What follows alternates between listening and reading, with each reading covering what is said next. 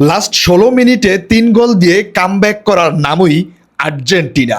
এই হ্যাডম থাকলে ভাই আর্জেন্টিনারই আছে, যারা কিনা লাস্ট ১৬ মিনিটে তিনটা গোল দিয়ে কামব্যাক করেছেন এবং ম্যাচটা জিতে জাস্ট বের হয়ে গিয়েছেন। যেখানে সবাই আশা ছেড়ে দিয়েছিল, সেখানে আর্জেন্টিনার এই প্লেয়ারগুলো বলছিল এখনো আমাদের উপর তোমরা বিশ্বাস রাখতে পারো, এবং সেটাই যেন হয়েছে। লাস্ট ১৬ মিনিটে মহাকাব্যিক কামব্যাক, বিশ্বকাপের ইতিহাসের অন্যতম কামব্যাক, রাউন্ড অফ 16-এর অন্যতম কামব্যাক আজ আর্জেন্টিনা করে দেখালো লিওনেল মেসির এই শিষ্যরা। দেখুন, আজকের ম্যাচটা যখন শুরু হয়েছিল আমরা সবাই কিন্তু কনফিডেন্স ছিলাম যে এর আগের ম্যাচটা যা হবার হয়েছে এই ম্যাচটা অন্তত আমরা ভালো খেলবো, এবং আমরা ভালোই খেলছিলাম। হুট করে মিশর একটা গোল দিয়ে দিল সেট পিস থেকে, হ্যাড থেকে তারা একটি গোল দিয়ে দিল। এরপরে আর্জেন্টিনা কিন্তু একের পর এক অ্যাটাক করছিল, যদিও তাদের ডিফেন্সটা ভাঙতে পারছিল না। বাট আর্জেন্টিনা কিন্তু তাদের অ্যাটাক যেটা ধারাবাহিকভাবে সেটা করছিল। কিছু জিনিস এই জায়গায় ভুল আছে, আর্জেন্টিনা একদম ভিতরে ঢুকে গিয়ে ওদের লাইন ব্রেক করে গোল দেওয়ার ট্রাই করছিল, বাট কেউ কিন্তু ডিবক্সের বাহির থেকে খুব বেশি একটা শট নেওয়ার ট্রাই করেন নাই, এবং তারা ক্যান করেন নাই সেটা আমার একটা প্রশ্ন আছে। বাট আর্জেন্টিনা কিন্তু গোল দেওয়ার জন্য ট্রাই করে গিয়েছিল। বাট এই যে গোল দেওয়ার জন্য ট্রাই করেছিল, এর জন্য কিন্তু আমাদের ডিফেন্স লাইন থেকে শুরু করে সবাই উপরে উঠে এসেছিল, এবং এর ফলে আমরা সেকেন্ড গোলটা কনসিড করি। যখন ভাই সেকেন্ড গোলটা কনসিড করে আর্জেন্টিনা, তখন কিন্তু আমরা সবাই আশা ছেড়ে দিয়েছিলাম। আমরা ভেবেছিলাম এটাই হয়তো আর্জেন্টিনার শেষ ম্যাচ এবারের বিশ্বকাপে, এবং এখান থেকে আর্জেন্টিনার বিদায় নিতে হবে। আমরা সবাই এই জিনিসটা মেনে নেওয়ার জন্য প্রস্তুত ছিলাম। বাট না, ফুটবল আমাদেরকে এত দ্রুত শেষ হতে দিবে না, এখনো অনেক কিছুর বাকি।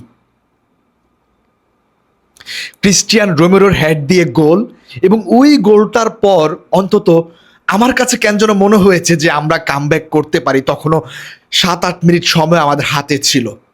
এরপর লিওনেল মেসির গোল, আবারও নকআউট স্টেজে লিওনেল মেসির গোল, ক্যারিয়ারের মানে ফুটবল বিশ্বকাপের মানে এই তার ক্যারিয়ারে ৮ম গোল, মানে হাইয়েস্ট। লিওনেল মেসি বিশ্বকাপ যে কয়টা খেলেছেন তার ক্যারিয়ারে সর্বোচ্চ গোল এবারের বিশ্বকাপে করেছেন ৮টা, এবং তিনি এই মুহূর্তে সবার উপরে আছেন এবারের বিশ্বকাপে। এবং লাস্ট মুহূর্তে অ্যানজো ফার্নান্দেসের দুর্দান্ত হ্যাট এবং ম্যাচটা জয়। ভাই, কি পরিমাণ আনন্দে ভেসেছিলাম, কি পরিমাণ চিৎকার করেছিলাম গোলগুলো হওয়ার পর, আমি জাস্ট বোঝাইতে পারবো না। এবং একটা সময় ইমোশনাল হয়ে গিয়েছিলাম যে মানে একটা ম্যাচ যেখানে আমরা অলরেডি মানা শুরু করেছিলাম যে আমরা হেরে যাব, সেই জায়গা থেকে একটা ম্যাচ এইভাবে জিতে আসা, এটা আসলে ইমোশনের ব্যাপার। এখানে আপনি যদি আর্জেন্টাইন ফ্যান হয়ে থাকেন, আপনি ইমোশনাল হয়ে পড়বেন। এবং লিওনেল মেসি ম্যাচের পরে যেভাবে কান্না করেছে বাচ্চাদের মতো, ওই মুহূর্তগুলো যখন আপনি দেখবেন তখন আপনি নিজেও ইমোশনাল হয়ে যাবেন।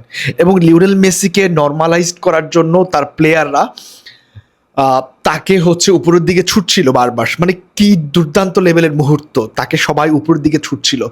মানে আসলে এই মোমেন্টামগুলো, এই মুহূর্তগুলো আপনি আর্জেন্টিনা ফ্যান হইলে উপলব্ধ করতে পারবেন, আপনি মন থেকে ফিল করতে পারবেন। দেখুন, আমি আজকের ম্যাচ নিয়ে এই মুহূর্তে এই ভিডিওতে কোনো কথা বলতে চাই না। আমরা কোন জায়গায় খারাপ খেলেছি, আমাদের কোথায় ভালো করার দরকার ছিল, এটার জন্য আমি অন্য একটা ভিডিও বানাবো। এই ম্যাচের জাস্ট আমি রিয়াকশনটা দিচ্ছি। ভাই, মানে এমন মানে একটা ম্যাচ গিয়েছে মানে যেটা আসলে বলার বাহিরে। কিছু কিছু মুহূর্তে মনে হচ্ছিল যে মানে এই তো সব শেষ। বিশেষ করে যখন সেকেন্ড হাফ টাইমটা শুরু হবে, তখন আমি জাস্ট একটা কথা ভাবছিলাম যে এটা কি তাহলে লিওনেল মেসির শেষ? তাহলে কি আমরা শেষবারের মতো লিওনেল মেসিকে দেখতে চলেছি?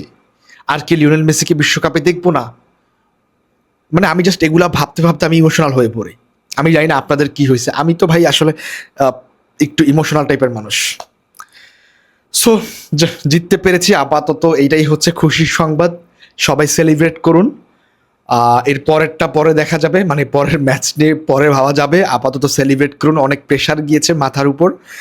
আপাতত রিল্যাক্স করুন, এনজয় করুন। বাকি কথা অন্য ভিডিওতে হবে। সবাইকে অসংখ্য ধন্যবাদ। আল্লাহ হাফেজ, আসসালামু আলাইকুম।